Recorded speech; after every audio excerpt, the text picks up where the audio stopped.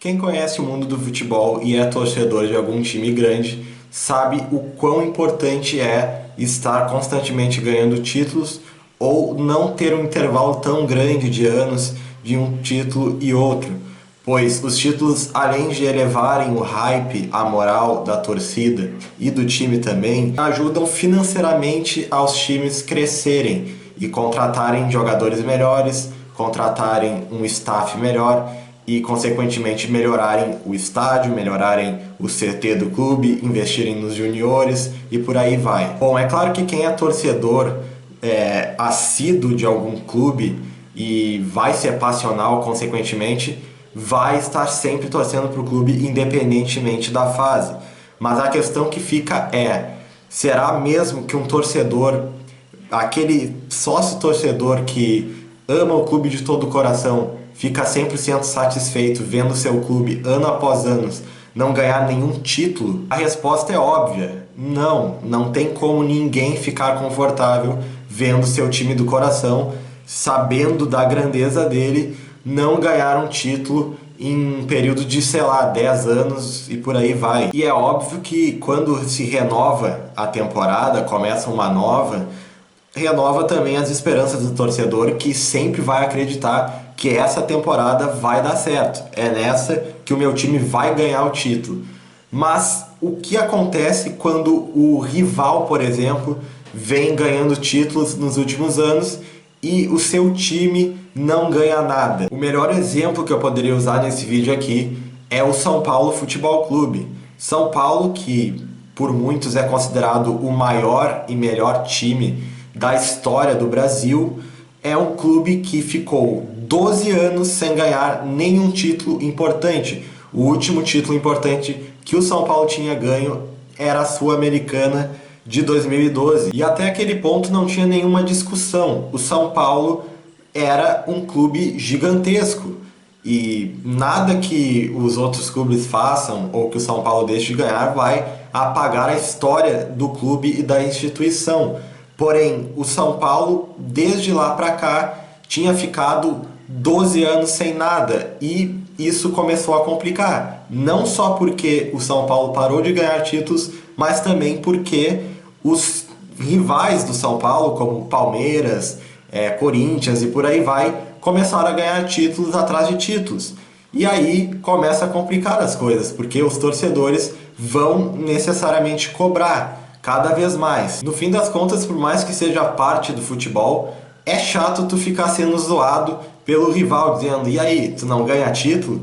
E tu sabe que teu time é grande, teu time já ganhou 3 mundiais, já ganhou não sei quantas Libertadores, campeonatos brasileiros e por aí vai, fora as lendas que já jogaram no teu clube. Mas tu tem que estar ouvindo todo santo dia provocações de rivais que, por mais que façam parte do futebol, como eu disse, são coisas que acabam incomodando o torcedor. Agora imagina só quando se tem 2 times do mesmo estado que dominam o estado desde que foram criados, basicamente, e os 2 times são gigantes, têm um currículo extenso de títulos, ganharam tudo que podiam. Obviamente eu estou falando de Internacional e Grêmio, que é considerado por muitos a maior rivalidade entre times do Brasil. Até porque, pelos fatos citados, eles são rivais únicos, eles não têm outros rivais. O Grêmio é rival do Inter e o Inter é rival do Grêmio. Não tem mais times competindo nessa lista. Pessoal, desde que os 2 clubes foram criados lá no século XX, tanto o Inter quanto o Grêmio, eles sempre alternaram momentos de glória. Nunca os 2 times estiveram super bem ao mesmo tempo.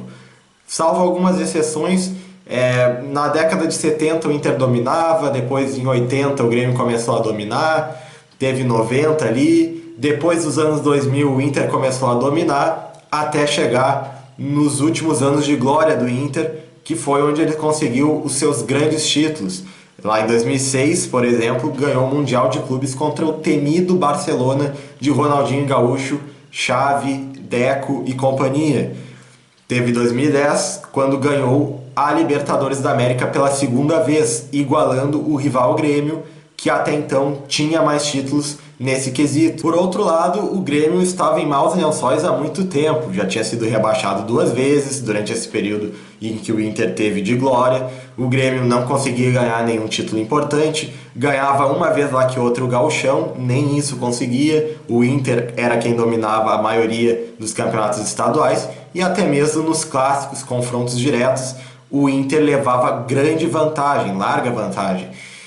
O Grêmio só tinha talvez mais torcida naquela ocasião, mas ainda assim o Inter era o clube muito mais conhecido internacionalmente, pois era um clube que recentemente tinha muitas glórias. A questão é que quando o Inter ganhou a Copa Libertadores de 2010 e foi eliminado no Mundial de Clubes pelo Mazembe, numa zebra histórica que todo mundo lembra, aconteceu que o time colorado começou a amargar resultados ruins, não conseguiu repetir a fórmula do bolo que estava dando certo. E enquanto isso, o Grêmio aos pouquinhos foi crescendo e tentando implantar uma filosofia de jogo. Mas ainda não era suficiente, pois o Internacional, mesmo não ganhando mais títulos importantes como o Campeonato Brasileiro, Libertadores, Copa do Brasil e por aí vai, ainda ganhava sempre os campeonatos gaúchos, tanto que enfileirou uma sequência de 5 campeonatos gaúchos até 2016. Só que aí, mais uma vez, acontece aquela troca de bastão. A partir de 2016, o Inter não ganhou mais nada, absolutamente nada. O Grêmio começou a ganhar todos os campeonatos gaúchos e ainda por cima teve talvez uma das suas melhores décadas de todos os tempos, onde conquistou a Libertadores da América, conquistou a Copa do Brasil, conquistou a Recopa Sul-Americana e continuou ganhando os estaduais. Até em confrontos diretos, o Grêmio começou a levar vantagem sobre a equipe do Internacional, começou a ganhar os jogos e aí a torcida colorada se viu numa situação muito ruim. Rapaziada, temos que entender uma coisa, o Inter não ganha nem um gauchão desde 2016. Isso faz muito tempo, é só vocês fazerem as contas aí. E não ganha um título importante, que não seja estadual, desde 2010. Ou seja, o Inter está basicamente há praticamente 14 anos sem ganhar um título. Lembrando que 15 anos foi o tempo que o Grêmio ficou sem ganhar nenhum título importante, enquanto o Inter estava nos anos de glória. E esse era o maior motivo de deboche da torcida colorada com a torcida gremista.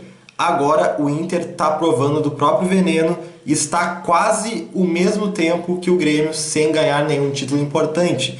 E agora, o que fazer para mudar essa situação? Bom, o futebol brasileiro é muito competitivo e não se explicam as coisas muito bem.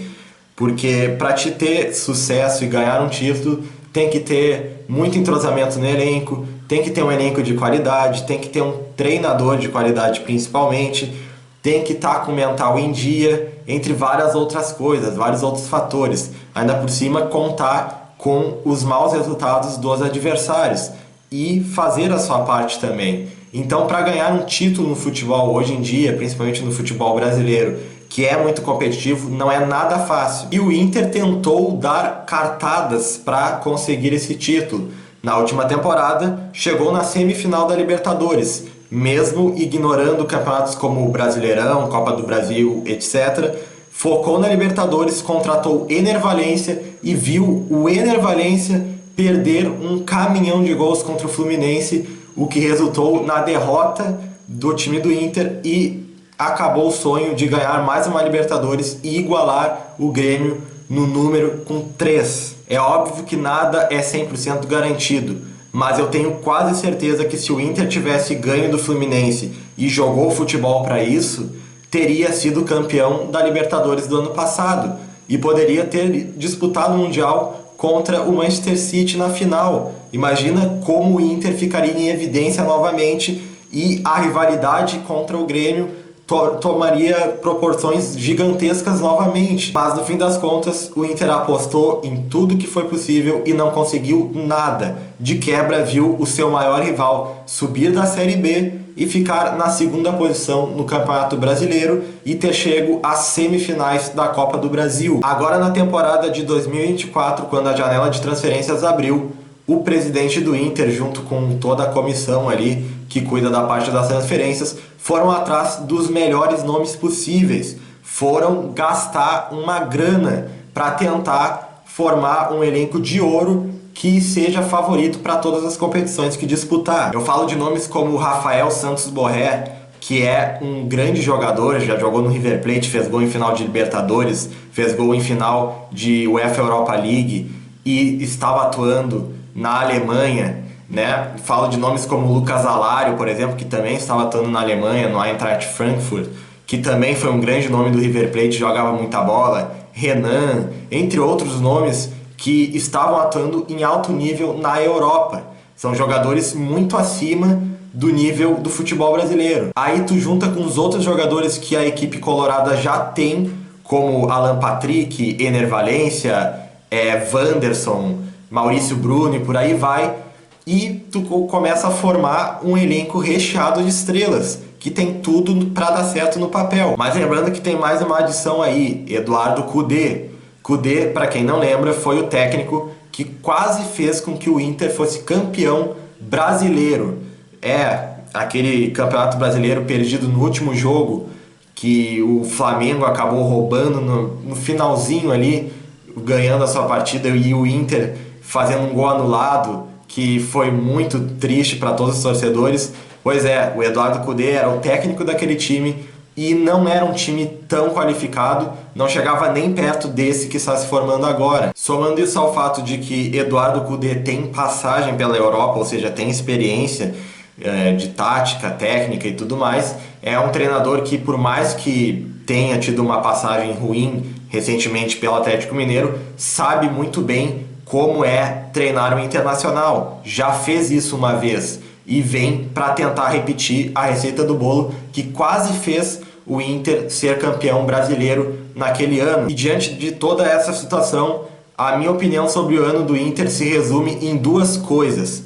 Primeira coisa, alto risco. O Inter está assumindo um risco altíssimo, pois é muito complicado contratar jogadores desse calibre, gastar tanto dinheiro assim e não se endividar. Mesmo que ganhe uma competição, às vezes pode não ser o suficiente. Precisaria ganhar 2 ou 3. Mas eu vejo também o ano do Inter como a equipe colorada sendo favorita em praticamente todas as competições que disputar. Afinal, não tem como competir igual para igual com jogadores desse calibre. Realmente, o Inter tá montando um cano. Tá ficando super bom esse time. Eu tô animado para ver como o Inter vai performar esse ano. Mas, como eu disse, é um plano muito arriscado, pode endividar o clube se der errado e ainda por cima poderia adicionar muito mais anos ainda sem títulos ao Internacional, caso não dê certo. Então você que é torcedor colorado, torça muito para que o Inter ganhe títulos essa temporada. Os jogadores estão aí, o técnico está aí, falta só colocar em prática o futebol e ser feliz. Mas essa é apenas a minha opinião, é apenas o que eu acho sobre o ano do Inter.